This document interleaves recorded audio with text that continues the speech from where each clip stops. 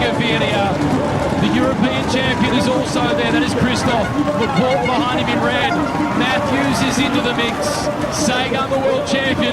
He sits the wheel of Gaviria and he waits patiently. Here comes Degenkolb perhaps. He's on the wheel of Sturban and he's ready to launch. Sagan switches across. And now Os gets out of the way. Gaviria is still waiting. Gilbert looks across. And still waiting is Gaviria. It starts to head upwards. Gaviria goes. Sagan is ready to pounce. It's the world champion racing for yellow. Gaviria on debut. It's the Colombian who gets there. Gaviria wins. Gaviria takes yellow. And he picks the world champion in the process.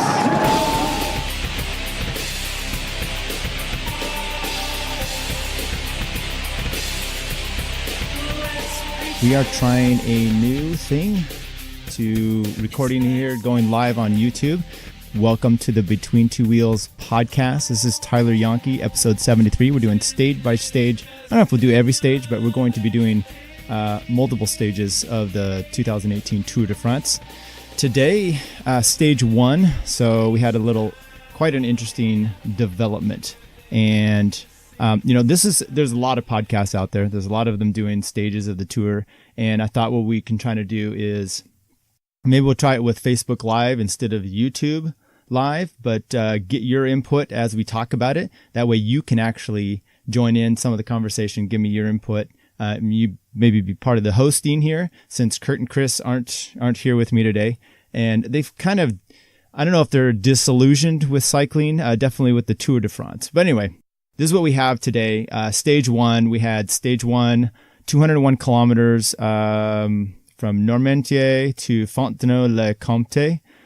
And 201 kilometers, there's a sprint spot at 119.5 point, another Cat 4 climb, or a Cat 4 climb at the 173 kilometer point, a bonus point sprint, just 13 kilometers from the finish. So these bonus points and these, the green jersey sprints, they're going to be just a little bit different. So they're having the green jersey sprint spots, which they take like 15 deep on points. But then they're having bonus points during the stage, giving the riders out there a chance to get 3, 2, and 1 or more. Today it was 3, 2, and 1 actual bonus points. Now, it didn't come into play for the overall, as we'll see. So stage one, typically you get a winner and you get the overall jersey as well. So today, very flat. They were starting up on the coast. About half of the race, they're going to be going down the coast, kind of southeast, and then about the 119 kilometer point, heading west over to the finish. It was supposed to be possible wins. This is definitely one of those sections in the Vendée region. Especially along the coast. You never know what you're going to have there. So thinking is maybe they're going to get some action that way. However, the race turned into a breakaway from kilometer 0, nothing happening until about 11K to go. Then carnage hits till the finish. And we're going to talk about all of that coming up. Okay, so the profile. Profile was very flat. Should be a sprinter's day as we indicated. Was it? Yes, actually it was. But there were some highlights. From kilometer 0 point, you had 3 Continental riders, and it almost looked like they did this in like a coordinated attack. Boom, boom, boom. You had Forneo Samsek, Wanty Group Gobert, and Direct Energy. So you had Kevin Ledenois of Fortuneo Samsic, Jan Alfredo of Wanty Group Gobert, and Jerome Cousins of Direct Energy. This is when the kilometer 0 flag hit. These guys took up the road, and they were, about 3:30, I think was their lead at the time, but nothing other than that. So prior to that, we just had, well, not prior to that, but from there to the finish, nothing's really happening. However, there were sprint points, bonus points, and KOMs to deal with. First of all, we had the sprint. At the sprint spot, Cousins leads in Ledenois and Alfredo through the intermediate, and he ends up getting the sprint. So from behind, though, you're going to have the green jersey start to shake up a little bit. So from there, you had Fernando Gaviria pointing things to come. Andre Greipel, Arnaud Demar, Bodnar, Cavendish, Rigoberto Urán mixes it up with Christoph, Kittel, Ricchesi, Zabel, Berghardt, and I think Berghardt took the 15th spot, the last point the spot they would have points from his own teammate Sagan. So I don't know if that was very good. Anyway, 29K in. Well, then right after that, there was also a wreck, and it took down Lawson Craddock of the United States. We'll talk a little bit more about him coming up, but basically he went down, he was injured, he kept coming in back and forth. He'd get back onto the group, and then he'd kind of get popped off again.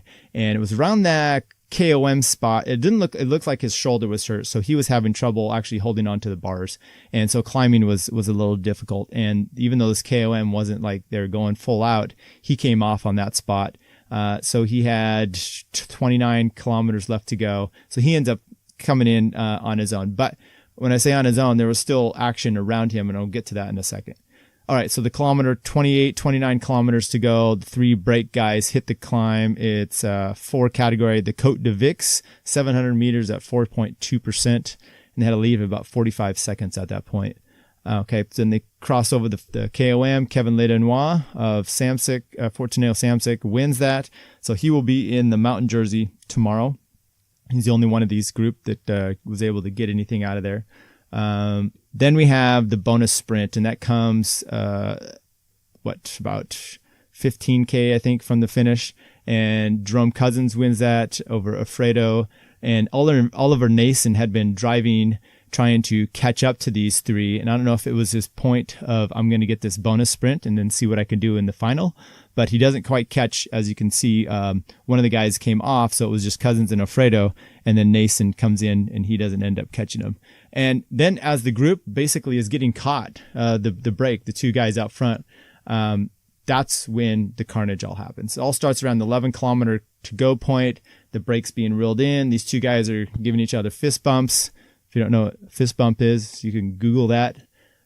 Just don't use the Urban Dictionary version of that. But anyway, these guys are getting caught. It's all hell breaking loose, and there's a wreck in the middle of the field. Arnaud Demar goes down for Groupama. Adam Yates, Pierre Latour, Richie Porte. And the teams up front aren't really driving it too hard, but they're still up there. There's Quick Steps on the front, Dimension Data, Lotto Sudal. And they're just kind of rolling, and there's a little bit of a gap. You think, okay, well, these guys about 10, 11K, they should be able to get back on, and they're having some trouble doing so. 6 kilometer point, the road narrows in again. There's a lot of narrowing roads here with some banners and barriers up there. Egan Bernal goes over the handlebars on the side of the road. He goes down, he gets up, he's trying to catch back. The sprint teams almost look like they're kind of starting to ramp it just a little bit more. The break is still trying to come back. You see Pierre Latour weaving through traffic. He's trying to make it back. AGTR rider, I guess he's hopes for the overall. So he's kind of in the mix with all that. And it looks like he's a little crazy about how he's doing it too, weaving through the cars. Now you have all this carnage coming back. You have also riders from Quick Step and some of these other teams that are peeling off the front of doing their work, and they're kind of done, and Latour is getting caught up in the middle of this. 6K to go, like I said, Bernal goes down, then 5K to go. We basically have another thing coming on race radio, and it says, hey, Froome, shoot. CHUTE, like he's down the chute. Basically, he fell. And you can see this there's some good videos out there. I actually retweeted it on our Between Two Wheels podcast Twitter from the tour. Must be from Velon. It's another bike right behind him. And look, Froome must have hit his race weight because he got flicked off, and it was Kittel from Katusha kind of comes into him from a rider of Dimension Data. It looked like had kind of pushed on him. And he gets he gets flicked over the side of the road into the ditch. He misses a post. I don't know if it was an inflatable or if it was a hard one, but he just barely misses this, goes down. So now his team comes back, and they're going to try to dig him up. 3.4K to go. Quintana pulls over on the side of the road. He had made the front split, and he pulls over to, I guess he broke both tires. At the time, and it was on Twitter and other places, people were basically asking, hey, why didn't he 400 meters, he needed to just roll through to the 3 kilometers, because at 3 kilometers to go, you have safe haven, and if you have an accident or flat within 3K, you basically get the same time as the group you're in, and he's in the front group. He had ditched Froome behind now, ditched Porte, Adams, so he was looking pretty good, but the point was he actually broke both wheels, so he was getting a wheel change, and the wheel change looked bad. It was from neutral support, like it was reminiscent of Froome, in 2016 at Von 2, where he's getting the bike. It's slow, it's confusing, and Nairo's standing there as he lets basically Froome's group just go by, and he's on the radio. A catastrophic day for him as well. He almost made the 3 kilometer point, and we'll talk a little bit more about that in a little bit. So when Froome went down, now you see the urgency at the front group, plus there are 3K to go. So it all mixes in with the sprinters, and you have Quick Step just coming to the front and lining it out. And at that point, when the group, so Froome gets in with the Porte group, he's chasing. Nairo's not quite making it there, so he's behind that. I'm not sure if I don't think Bernal made it either. So he's back even further, and it's scattered across the road.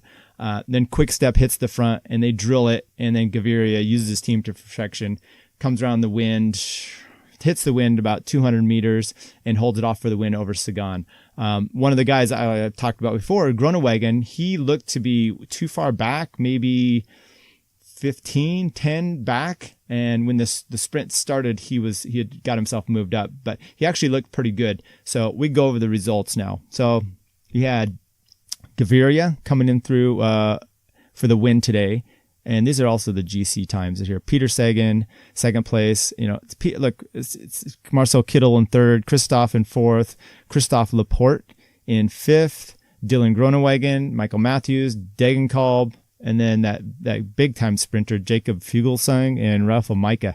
They got mixed in, because that's what happens. You have other teams, it's a diminished group, and some of these GC guys are able to hit the front and hold that front group. And so, and there was some splitting in there right around, and I'm surprised they didn't give them, they gave them all the same time for the top 50, 60 riders or so. So let's just go over an overview of how the GC riders fared on the day. Cause you had some of these guys missed out and they lost some decent time. So let's just break that down. Well, Gaviria, he won, so we're not going to give him, but he's in yellow for tomorrow. Jacob Fuglsang, as I mentioned, was 9th, so he's 9th overall as well. Same time. Rafael Majka, same time. Vincenzo Nibali made the split, same time. Geraint Thomas made the split, same time. Tom Dumoulin, Mikel Landa, Romain Bardet, Alejandro Valverde, Dan Martin. And I will also mention Dan Martin at 52nd, but I also mentioned there are only 2 BMC riders that made that front split, TJ Van Garderen, American, and Greg Van Avermaet. So they did not drop back to help Richie Porte. And I know TJ is the protected, I don't know if he's protected, but he's the super domestique for Porte this year. And he did not drop back. He's a strong engine himself, so is Van Avermaet. So I guess you can't bring everybody back, but when your guy is that close, and I'll get back to this coming here in a little bit. Let's keep breaking down. So then you have the time gaps. You have Richie Porte, BMC at 51 seconds. And I think most of this was actually lost in about the last 1 to 2K because that sprint train was hauling. Adam Yates, Chris Froome, they all got the same time. Nairo Quintana, he loses 1:15, so he loses an additional 25 seconds there to Froome, and then Egan Bernal at the same as well.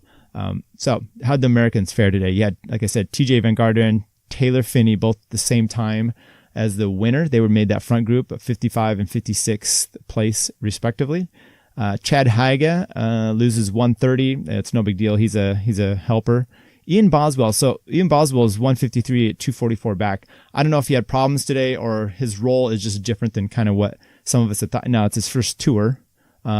So there's probably not a lot expected on him, but he's a little bit older. He's been with Sky. Maybe he's expected to do more. So I was kind of surprised at that loss. And then Lawson Craddock, 750 back. Okay, some things that make you go, So, well, let me talk before we do that real quick. Lawson Craddock. So he loses 750. The word on the street, well, what he had done in an interview, he said there was x-rays. He actually had slightly fractured his scapula. So he was actually in a lot of pain today. His face was banged up. I love things online, tweet comparisons of World Cup soccer players who's down holding his ankle, getting carted off, and he probably wasn't even kicked. And then you have, Lawson Craddock for 80 kilometers with a fractured shoulder, bloodied face, holding on. And that's the way cycling is. So And by the way, I haven't seen any of the World Cup, so I'm glad to pronounce that. Okay, things that make you go, Nairo broke both wheels also, just outside the 3 kilometer point. And, there's some speculation or, hey, why didn't he be able to do this? And my first thought is, yeah, exactly that. Maybe it's just the thought of he's not quite the rider that's on top of the thinking of here's what I've got to do in these situations. It reminds me of like crit racing where if there's a wreck, you take that free lap, and not a lot of riders do that. Maybe they don't always know that they can, but they can. And that's part of the rules. You get hung up on a crit and a wreck, you can do that. And maybe I say all this, and then you read further, and he's like basically saying, look, it was not even possible. These wheels were both broken. But it does make me think of one other thing is you have a team like Movistar with 3 big riders coming in there, Landa, Nairo Quintana, and Alejandro Valverde. And Valverde himself, well, both of those guys, when you have all 3 of them, and you have your team then split up. So, Chris Froome everyone's just all in for Chris Froome. So with Chris Froome, everyone, certain riders are dropping back. They have that coordinated. But how do you split those roles up when you have 3 guys to basically take and protect these the protected guys? So you have 8 guys, you take 3 out.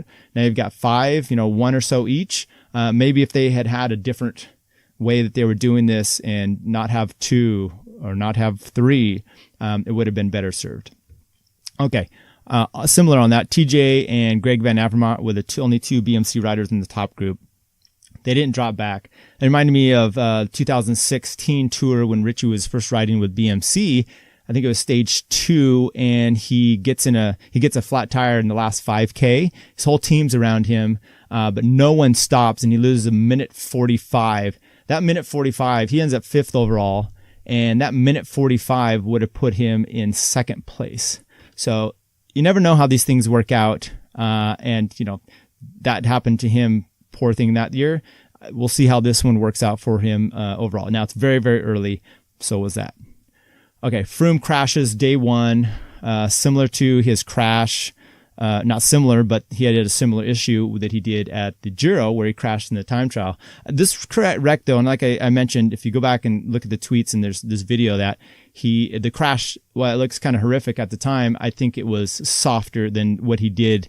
That crash he did in the Giro, even though it's on the TT, it was a full impact on his side, may have made a bigger difference than what you see here today. So a little bit softer. But obviously reminiscent, he's not starting out the tour there's, like I said, Chris and Curt may be feeling a little lackluster with cycling right now in the tour. And so maybe they will kind of make a comeback of watching this race if Froome has a lot of trouble. And, starting out with an injury, it bodes well for their prospects. So hopefully we'll get them back. Okay, what's coming up in the next few stages here? Stage 2 tomorrow, Sunday, June 8th, 182.5 kilometers from Morion Saint-Germain to La Roche-sur-Yon. The route is it's kind of like a big counterclockwise loop, ending not too far from where they're starting. So, and it's flat. Let's talk about this. So the start in Saint-Germain, it's like a commune there. The La Roche-sur-Yon, it's also a commune in the Vendée department, which, by the way, you can see that on the side of the Direct Energy team, the Vendée. They're from that's their home region. This town was formerly named, changed in like 1804, I think, to Napoleonville, named after the little pint-sized tyrant when he moved the Vendée government over there. So just some interesting facts here. That's what we do for this. Tomorrow we have a Cat 4 KOM up the Côte de Poisage, 1 kilometer at 3.9%. So it doesn't sound, maybe it's like handing candy out to these guys, getting someone early on the jersey. We'll see if, I'm sure, I think Le Danois won it today. So we'll see if he can hold that on for tomorrow. So it's only 28 kilometers in. He'll be fresh enough to take that on. Then there's a sprint at 132 kilometer point. And then there's the bonus sprint, just 20K from the finish. So it'll be interesting to see how they're doing with these bonus sprints and if they make anything up. So it's a fairly flat day tomorrow. You'll see some lumps early on. Like I said, there's that 1 kilometer climb. The finish, I looked at the finish last 5K. I mean, it goes from 50 meters in height up to around 80 in the middle, about 3 to go, and then pops up to 73 meters at the finish. So I don't think it should be much of a problem. Should be another sprinter day, of course, unless you see problems like you had today with the wrecks and the roads. And it will be interesting to see how some of these guys rebound from that. Plus, some of the GC guys are probably looking to save themselves just a little bit so that they can get rested for stage 3, which is the team time trial. All right, so I'm still working on this YouTube thing, and we'll see if I can get the chat activated to see if anybody is able to join in and make some comments why we do this. If not, then no big deal. But maybe leave me a note. Tell me if you think you would rather have this on Facebook Live or YouTube, because I'm going to try to join in and we'll give some brief things. Look, there's some cool stuff out there. People are doing all kinds of tours. I know there's other podcasts coming up. I think even in the local area, our friend Jason Graffath had mentioned one. So when I find more details about that, I'll let you guys know. More the merrier. I saw Floyd Landis, Dave Toll, Dave Zabriskie are doing one where they're commenting live from like the last 20 kilometers. And there was a good picture of them, and there was a guy, a wizard. So I don't have a wizard with me. Typically I have Chris and Curt, and I don't think any of them have any special powers. But anyway, those kind of things are out there. There's some great podcasts. Tomorrow is the 1 year anniversary from the start of this podcast. This is 73 episodes. We've done a full year now. One of the first things I think I started last year, I've tried to look back. I don't want to listen to it though. I don't think it was that good. But is what do you do for the tour to get all your info? What do you listen to? What do you watch? And I'll just give a brief accounting of kind of what I do. See if I could bring this off the top of my head. And one of my favorite podcasts, which has always been, is the cycling podcast. I really like that from Europe. And then you have Cycling Tips has one, Velo News has one. I'm not as up or care as much about those two. There's also an ITV. It's from Europe. It's a pretty good one. There's BBC also has a pretty good podcast. And then of course the Between Two Wheels podcast. Oh, and Lance Armstrong has his movement, or it was stages. Now it's the move. What was the move today, Lance? What was the move in the race? Anybody want to? The move was probably Gaviria hitting the front at 200K to go, or maybe it was Froome going head over heels. Lance, I wish he made an interesting comment on his podcast about not being able to buy your weight, because people had said about Froome, you put all this money in and hit to his non-analytical finding. Test the salbutamol, and Lance's like, look, you can't, I'm proof that you can't just put in a lot of money and end up, winning your way out of this, and have the charges go away, because of his federal lawsuit. But Lance, that was your federal lawsuit against the U.S. government. It seems like to me, I'm trying to remember which year it was, 2099, somewhere in there, where he had a positive test at the Tour de Suisse. That went away because he, I think, bought out the UCI, and he did so with $100,000 loan to them, or purchase gift, so that they got some anti-doping stuff. So Lance, not quite buying your thing. Anyway, thanks for joining us today. Once again, give us some comments and some feedback, and we'll be back for probably a stage 2 recap. And then this next week's a little hectic for me at work, but I'm going to get as many of these done as I can. Thanks for joining me.